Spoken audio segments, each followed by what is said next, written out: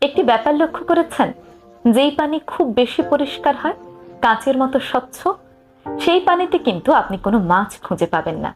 কিন্তু যেই পানিতে শ্যাওলা শৈবাল থাকে, ময়লা থাকে, সেই পানিতেই, অস্বচ্ছ পানিতেই আপনি অনেক বেশি মাছ পাবেন। কারণ সেই শ্যাওলা খেয়েই মাছগুলো বড় হয়। মানুষের জীবনটাও কিন্তু অনেকটা এমন।